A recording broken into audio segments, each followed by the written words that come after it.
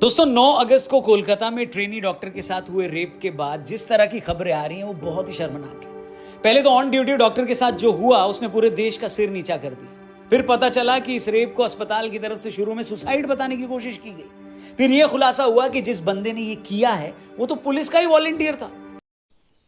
दोस्तों तो देख लिया है आपने कैसे लोग हैं हमारे भारत देश में, और 15 अगस्त से देश आज़ाद से पहले कैसे कांड हो रहे हैं हमारे देश में।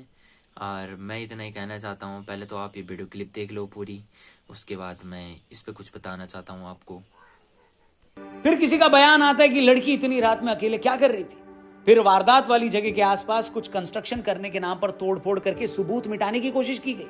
और 14 अगस्त की देर रात जो हुआ उसने तो सारी लिमिट ही क्रॉस कर दी। सैकड़ों की भीड़ हॉस्पिटल पर धावा बोलती है। जिस जगह पर लोग प्रदर्शन कर रहे थे उसी मंच को तोड़ दिया जाता है। प्रदर्शन कर रहे डॉक्टर्स के साथ मारपीट की जाती है।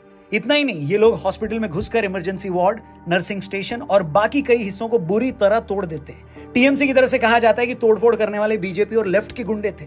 मगर सवाल यह है कि जो प्रदर्शनकारी उस लड़की के लिए इंसाफ मांग रहे थे वही लोग प्रदर्शन वाली जगह पर तोड़फोड़ क्यों करेंगे। इसका मतलब साफ है कि प्रदर्शनकारियों के नाम पर गुंडों की भीड़ ने जानबूझकर हॉस्पिटल में घुसकर फिर से सबूत मिटाने की कोशिश की है। और अगर ऐसा है तो किसी भी सोसाइटी के लिए इससे ज्यादा शर्मनाक और घिनौनी बात और क्या हो सकती है। पहले तो एक ट्रेनी डॉक्टर के साथ रेप हो जाता है, इससे ज्यादा बुरी बात किसी समाज के लिए और क्या हो सकती है। एक लड़की जिसने अपनी जिंदगी के 10-12 साल डॉक्टरी की पढ़ाई को दिए, जो आधी रात को जाकर अस्पताल में मरीजों की सेवा कर रही थी। अस्पताल में नाइट ड्यूटी करने वाले डॉक्टर्स के आराम के लिए कमरा नहीं था तो उसे सेमिनार हॉल की कुर्सियों पर सुस्ताकर आराम करना पड़ा। वो बेचारी दिन भर की थकान दूर करने के लिए लेट रही थी। तभी एक वॉलंटियर पुलिस का, जिसकी ये ड्यूटी थी कि अस्पताल में कुछ गलत न होने दे, वहां आए लोगों को वो सेफ्टी दे, वही वॉलंटियर शराब पीकर न सिर्फ उस सेमिनार में घुसता है, उस ट्रेनी डॉक्टर को जानवरों की तरह मारता है, उससे घिनौना काम करता है, उसकी जान ले लेता है और फिर वहां से चला जाता है। लड़की की पोस्टमार्टम रिपोर्ट में जो खुलासा होता है उसे सुनकर किसी की भी रूह कांप सकती है। उस बेचारी की गर्दन तोड़ दी गई थी, आंखें फोड़ दी गई थी, उंगलियां तोड़ दी गई थी और उसके शरीर का शायद ही कोई हिस्सा था जिस पर हमला न किया गया। आप ही सोचिए, अगर किसी इंसान को इतनी बुरी तरह मारा गया हो, उसके साथ तो रेप हुआ हो, उसके शरीर के निचले हिस्से पर कोई कपड़ा ना हो, तो क्या पहली नजर में उसकी बॉडी देखकर किसी मूर्ख को यह नहीं पता चलेगा कि उसके साथ क्या हुआ होगा? बिल्कुल पता चल जाएगा। मगर फिर क्या वजह थी कि अस्पताल की तरफ से लड़की के घर वालों को पहली बार जब फोन किया गया तो उन्हें यह बताया गया कि लड़की ने सुसाइड कर लिया। अब ये सब सुनकर किसको गुस्सा नहीं आएगा। एक महिला को इतनी बेरहमी से मारा गया, उसकी इज्जत लूटी गई, उसकी आंखें फोड़ दी गई और अस्पताल वालों को यह तक दिखाई नहीं दे रहा है कि उसके साथ क्या हुआ। वो इसे सुसाइड बताने पर क्यों तुले हुए थे। आज कोलकाता पुलिस का इस बात से बड़ा ईगो हर्ट हो रहा है कि लोग उन पर भरोसा नहीं कर रहे हैं। मैं उनसे पूछना चाहता हूं कि तुम लोगों ने भरोसे लायक काम किया क्या है? जिस संजय राय पर लड़की के साथ रेप का इल्जाम लगा, उसकी क्या क्रिमिनल हिस्ट्री थी? क्या पुलिस को नहीं पता था?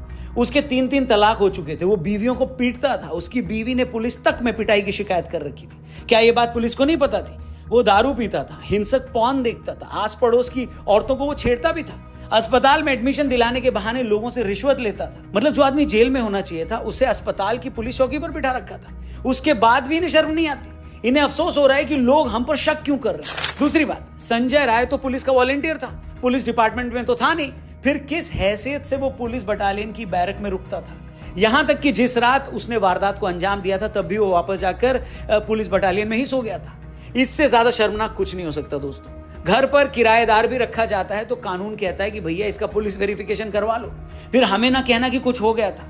यहां पुलिस वाले ही अपने बंदे का पुलिस वेरिफिकेशन नहीं करवा रहे। जो आदमी खुद सोसाइटी की सुरक्षा के लिए सबसे बड़ा खतरा था, उसी आदमी को लोगों की सुरक्षा में लगा रखा था। और फिर लोग तुम पर गुस्सा हो जाएं तो तुम्हारा ईगो हर्ट हो जाता है। जो करना है और जो किया जाना चाहिए वो तो होता नहीं है, और अहंकार और ईगो दुनिया भर का पाल कर बैठे हो। और जैसे कि मैंने कहा कि एक आदमी या एक बात ही अगर शर्म की हो और बाकी लोग अगर अपना किरदार ठीक से निभा रहे हो तो भी आदमी तसल्ली कर ले। ट्रेनी डॉक्टर का रेप और मर्डर हो जाता है, उस पर मेडिकल कॉलेज के प्रिंसिपल पर कई घंटों तक कोई एक्शन नहीं होता, सोशल मीडिया पर प्रेशर पड़ता है तो उसे रिजाइन करना पड़ता है, मगर 12 घंटे के अंदर ही उसे दूसरे कॉलेज का प्रिंसिपल बना दिया जाता है। आज तक की एक रिपोर्ट के मुताबिक मुर्शिदाबाद मेडिकल कॉलेज के एक अधिकारी अख्तर अली ने बताया कि उन्होंने अपनी जिंदगी में संदीप घोष जैसा करप्ट आदमी आज तक नहीं देखा। यह आदमी हर काम में 20% कमीशन लेता था, पोस्टिंग से लेकर हाउस शिफ्ट तक हर काम में पैसे खाता था। ये स्टूडेंट्स को शराब पिलाता था, उसने माफिया राज फैला रखा था, अपना भौकाल बनाने के लिए, अपनी सिक्योरिटी के लिए बहुत सारे लोग अस्पताल में रखता था। अख्तर अली ने कहा कि मैंने खुद इस आदमी के खिलाफ शिकायत की थी मगर कुछ नहीं हुआ। हमें नहीं पता कि इन इल्जामों में कितनी सच्चाई है, मगर ये इल्जाम अगर 10% भी ठीक है तो इससे ज्यादा बुरी बात और क्या हो सकती है दोस्तों। मतलब जिस मेडिकल कॉलेज में महिला डॉक्टर नाइट ड्यूटी कर रही थी वहां रात को सुस्ताने का इंतजाम नहीं है। जिस सेमिनार हॉल में वो आराम करने गई थी उसके आसपास के सीसीटीवी खराब थे। जिस पुलिस वॉलंटियर को वहां लोगों की सुरक्षा देखनी थी वो खुद हिस्ट्री शीटर क्रिमिनल था।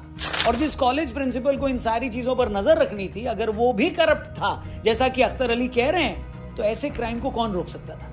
लड़की की पोस्टमार्टम रिपोर्ट में जो ताजा सबूत मिले हैं उसके बाद डॉक्टर्स कह रहे हैं कि ऐसा लगता है कि लड़की के साथ एक से ज्यादा लोगों ने घिनौना काम किया है। अगर ऐसा है तो ये साफ हो जाता है कि क्यों शुरू में इस मामले को सुसाइड बताया जा रहा था, क्यों अस्पताल आने के बाद भी लड़की के घर वालों को 3 घंटे तक उसकी बॉडी नहीं दिखाई गई, क्यों कुछ लोग दबी जबान में ये बात बोल रहे हैं कि लड़की इतनी रात में अकेले वहां क्या कर रही थी। इन सारी बातों को लेकर आज लोगों में भारी गुस्सा है। गुस्सा बनता है और होना भी चाहिए, मगर इस देश में कुछ लोगों की सोच इतनी सड़ चुकी है कि चाहे कितना भी बड़ा हादसा हो जाए, किसी के साथ कुछ भी हो जाए, उन्हें पहले यह देखना है कि वो घटना किस स्टेट में हुई है, जिसके साथ हुई है उसकी जाति क्या है। कोलकाता के केस में भी यही हुआ है। देश के कुछ भावी प्रधानमंत्रियों को 5 दिन लग गए ये समझने में कि इस मामले पर ट्वीट करना चाहिए। कुछ बड़े यूट्यूबर्स की अब तक इस पर जबान नहीं खुल रही है। कुछ लोग तो ट्वीट डिलीट करके फरार हो गए। प्रेशर पड़ा तो फिर से रस्म अदायगी करने आ गए। यूपी के किस शहर की किस गली के किस मोहल्ले में किसके साथ क्या हुआ है इन लोगों को सब मालूम होता है, क्योंकि वहां तो कुछ गलत होता है तो उसे उछालने पर इनकी राजनीति सधती है। मगर कोलकाता में निर्भया कांड जैसा घिनौना कांड हो गया, लेकिन ये लोग अब भी कैलकुलेटर लेकर ये हिसाब लगाने में लगे हैं कि इस मामले पर अगर कुछ बोल दिया तो दूसरी पार्टी को फायदा तो नहीं हो जाएगा, मेरे 500 सब्सक्राइबर्स कम तो नहीं हो जाएंगे। आखिर हर धंधेबाज को आखिर में ख्याल तो अपने कस्टमर का ही रखना पड़ता है। गोलगप्पे की रेडी पर भी लिखा होता है कि ग्राहक ही भगवान है, तो इन लोगों का यूट्यूब ठेला तो फिर भी गोलगप्पे की रेडी से ज्यादा बड़ा हो चुका है। नहीं, बताइए आप ही कमेंट करके। भाई लोग ये नहीं समझ पा रहे हैं कि हादसा भले ही कोलकाता में हुआ है, मगर ये सिर्फ कोलकाता से जुड़ा नहीं है। आज देश भर में डॉक्टर्स हड़ताल पर है। मेडिकल कॉलेज में जो ट्रेनी डॉक्टर अपना गुस्सा निकाल रहे हैं उनकी वजह यही है कि पूरे देश में सरकारी अस्पतालों का आज यही हाल है। वहां ट्रेनी डॉक्टर्स को 48 घंटे ड्यूटी करनी पड़ती है। कमर सीधी करने के लिए एक रेस्ट रूम तक नहीं होता, साफ टॉयलेट नहीं मिलता, खाने का बुरा हाल है, देखने के लिए इतने मरीज होते हैं, ऊपर से हॉस्पिटल में होने वाली पॉलिटिक्स अलग। वहां स्टाफ की शक्ल में घूम रहे संजय राय जैसे पोटेंशियल रेपिस्ट होते हैं। सरकारें ये समझती ही नहीं है कि एक डॉक्टर को तैयार होने में एक पायलट जितना या उससे ज्यादा वक्त लगता है। किसी भी सोसाइटी में एक डॉक्टर होने का मतलब है कि उस देश की हजारों की आबादी को सिक्योरिटी देना। मगर एक डॉक्टर ही अगर अनसेफ फील करेगा, बेइज्जती फील करेगा, एक्सप्लॉइटेड फील करेगा, तो कौन काम करेगा ऐसे सिस्टम में, बताइए। यही रीजन है कि इन सरकारी अस्पतालों में डॉक्टर्स नहीं टिकते। या तो वो अपना क्लिनिक खोल लेते हैं, बड़े प्राइवेट अस्पतालों से जुड़ जाते हैं, और जिन्हें मौका मिलता है वो विदेश भाग जाते हैं। मतलब जो सरकारी तंत्र इन डॉक्टर्स को तैयार करने में लाखों रुपए लगाता है, वही सरकारी सिस्टम अपने निकम्मेपन की वजह से इन डॉक्टर्स को अपने साथ नहीं रख पाता। आज देश भर में जो डॉक्टर्स का गुस्सा है वो सिस्टम के इसी निकम्मेपन के खिलाफ है। आज देश में हर सिटीजन का यह फर्ज है कि वो डॉक्टर्स के इस गुस्से को समझे। अगर आप प्रॉब्लम को थोड़ा और करीब से देखेंगे तो ये बात अस्पतालों से भी आगे देश के हर ऑफिस की है। वहां औरतों को और लड़कियों को मिलने वाले वर्किंग एटमॉस्फेयर की भी है। अभी महीना पहले नोएडा के एक ऑफिस में एक लड़की ने इसलिए सुसाइड कर लिया था क्योंकि उसके ऑफिस के कुछ लोग उसकी बॉडी शेमिंग करते थे। कितनी लड़कियां ऐसी बेचारी हैं जो सिर्फ नौकरी बचाए रखने के लिए 15-20 हजार की तनख्वाह बनाए रखने के लिए हर दिन ऐसे टॉर्चर से गुजरती हैं। ऑफिस में उनका बॉस, उनके सीनियर्स जो उनको टॉर्चर करते हैं वो भी जानते हैं कि ये कहीं नहीं जाएगी। आज जो लोगों में गुस्सा है या जो निर्भया कांड के वक्त 2012 में लोगों में गुस्सा था वो इसी माहौल के खिलाफ था। मगर इतने सालों में हुआ क्या? न इतने सालों में सोसाइटी बदली, न पुलिस के काम करने का तरीका बदला, और न ही अदालतों के रवैये में कोई चेंज आया। नेशनल जुडिशियल डेटा ग्रिड के मुताबिक इस वक्त देश की अलग अलग अदालतों में 4 करोड़ 40 लाख केसेस पेंडिंग है, जिसमें 8% यानी 36 लाख से ज्यादा केस महिलाओं की तरफ से किए गए हैं। इनमें 45% मामलों में या तो वकील पेश ही नहीं होते या अपराधी जमानत लेकर फरार हो जाते हैं। इसके अलावा 7% केसेस में ऊपरी अदालतों का स्टे है। पिछले 10 सालों में सुप्रीम कोर्ट ने कई बार कहा कि औरतों के खिलाफ होने वाले इन क्राइम्स को 6 महीने में निपटाया जाए, मगर कोई फर्क नहीं पड़ा। मार्च 2013 में दिल्ली हाईकोर्ट ने कहा था कि पुलिस औरतों के साथ होने वाले क्राइम में थोड़ी संवेदनशील बने। इसी साल अगस्त 2013 में सुप्रीम कोर्ट ने कहा था कि ट्रायल कोर्ट ऐसे मामलों को 2-3 महीनों में निपटाए। अक्टूबर 2018 में बॉम्बे हाईकोर्ट ने कहा था कि यह अदालत की ड्यूटी है कि वो ऐसे मामलों को पूरी सीरियसनेस के साथ टाइम पर निपटाए। सितंबर 2019 में सुप्रीम कोर्ट ने कहा था कि औरतों के साथ रेप के मामले में अदालतों को लंबी तारीख देने से बचना चाहिए।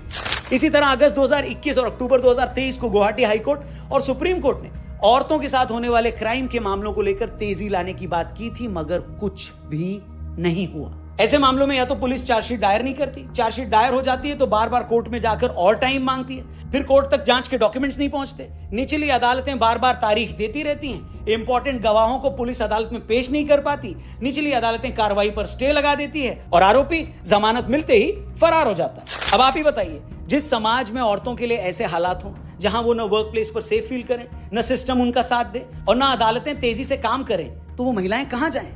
आज जब आप ये वीडियो देख रहे हैं तो हम आजादी की 77वीं सालगिरह मना रहे हैं, लेकिन इतने वर्षों में औरतों के लिए आजादी का क्या मतलब है? आपकी सिस्टर या मदर 8 बजे के बाद पब्लिक ट्रांसपोर्ट से घर आती है तो जब तक वो घर नहीं पहुंच जाती आपकी सांस फूली रहती है। आप उन्हें कहीं अकेला नहीं भेज सकते, वो पब्लिक ट्रांसपोर्ट में सेफ नहीं है, वो वर्क प्लेस पे सेफ नहीं है, वो सोशल मीडिया पर बुली की जाती है। ऐसे में उनके लिए इस आजादी के क्या मायने हैं? आप उनसे खुद पूछिएगा और फिर कमेंट करके बताइएगा। हो सकता है इस मुद्दे पर बात करते करते मैं थोड़ा इमोशनल हो गया हूं। आपको लग रहा होगा कि नहीं रौनक भाई, आप जितना बोल रहे हो हालात उतने भी नेगेटिव नहीं हैं।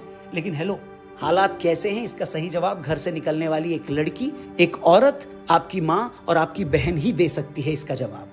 10 मिनट उनसे बात कर लीजिए, सारा सच सामने आ जाएगा।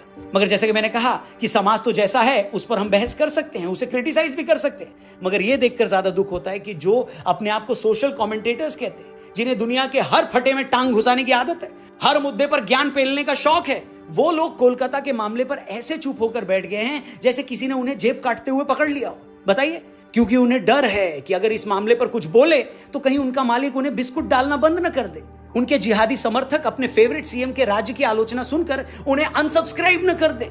इन सारे यूट्यूबर्स के लिए अपने जाहिल समर्थकों और जाहिल सब्सक्राइबर्स को साथ रखना, उन्हें खुश करना, यह ज्यादा इंपॉर्टेंट लग रहा है बजाय एक रेप विक्टिम की आवाज उठाने के। लानत भेजता हूं मैं ऐसे लोगों की सोच पर। बाकी उम्मीद करते हैं कि कोलकाता में हुआ यह अफसोसजनक हादसा पूरी सोसाइटी के लिए एक सबक बने। वर्क प्लेस पर फीमेल स्टाफ की सिक्योरिटी को लेकर और अवेयरनेस आए। ऑफिसों में स्टाफ रखने से पहले उन लोगों का प्रॉपर बैकग्राउंड चेक हो ताकि दोबारा ऐसे हादसे न हो। कोलकाता का यह मामला चूंकि रेप से जुड़ा है, ऐसे मामलों में यूट्यूब एल्गोरिदम भी ज्यादा लोगों तक ये वीडियो पहुंचने नहीं देता। तो मेरी आप लोगों से गुजारिश है कि अगर इस वीडियो में कई बातें आपको सच्ची लगी हो, उनमें ईमानदारी लगी हो और अगर आपको लगे कि ये कंसर्न और भी लोगों तक पहुंचना चाहिए तो इस वीडियो को ज्यादा से ज्यादा लोगों तक शेयर जरूर करिएगा। दोस्तों, घर की हर एक महिला तक ये वीडियो पहुंचना चाहिए। इस मामले पर हो रही सियासत पर अगर आपकी कोई राय है, कमेंट करके जरूर बताना। अपना ख्याल रखें। जय हिंद, जय भारत। तो दोस्तों, ये वीडियो देख ली होगी। ये वीडियो मैंने किसी भाई की ली थी क्योंकि मैं इस पर कुछ वीडियो बनाना चाहता था। तो दोस्तों, अगर मेरी ये वीडियो वायरल हो गई तो मेरा कहना बस एक ही है, बस एक कहना है मेरा, जितने भी रेपिस्ट है उसको ऐसी दर्दनाक मौत दी जाए कि जो रेपिस्ट दूसरा पैदा होए उसके दिमाग में भी इतना ज़्यादा खौफ होए कि वो कभी करने की ना सोचे, और जो भी लड़कियों को बुरी नज़र से देखे उसको ऐसा पिटा जाए कि वो दोबारा कभी ऐसे गंदी हरकत करने की कोशिश ना करे। क्योंकि आजकल की लड़कियां भी थोड़ा बहुत, कोई लड़कियां ऐसी है कि कोई है उल्टी सुल्टी, कोई लड़के को फंसाती है, कोई लड़का लड़की को फंसाता है, तब उनमें कुछ हो जाता है, तो इसकी वजह से हो जाता है कुछ भी कांड। तो मेरे इस ब्लॉग के माध्यम से यही कहना चाहता हूँ मैं कि जो भी है दर्दनाक मौत दी जाएगी तो पूरा देश में हलचल मचनी चाहिए। अगर एक रेपिस्ट को इतनी दर्दनाक मौत दी जाएगी तो पूरे देश में हलचल अफरा तफरी मचनी चाहिए। जो दूसरा रेपिस्ट होगा तो उसकी तो वैसे भी फट जाएगी। तो एक बात, इस वीडियो को लाइक और शेयर इतना करना, इस वीडियो को इतना ज़्यादा शेयर करना जो हमारे ये ब्लॉग वायरल हो सके और इस बात पे, बात विवाद पे पूरी बात उठ सके। और सरकार को भी ये कानून लागू करना चाहिए कि रेपिस्ट को तुरंत के तुरंत, मतलब एक दिन के अंदर, दिन ज़्यादा ही हो गए बट कुछ घंटों के अंदर सीधा फांसी दी जाए। सीधा, ऐसा नहीं कि बस पैसे फेंक दिए निकल गया वगैरह वगैरह। सीधा सरकार को पैसे सीधा उठा के जेल में और सीधा फांसी। अगर ये बात किसी को बुरी लगी हो तो माफ़ी चाहता हूँ, बट ये काम जरूर करना चाहिए।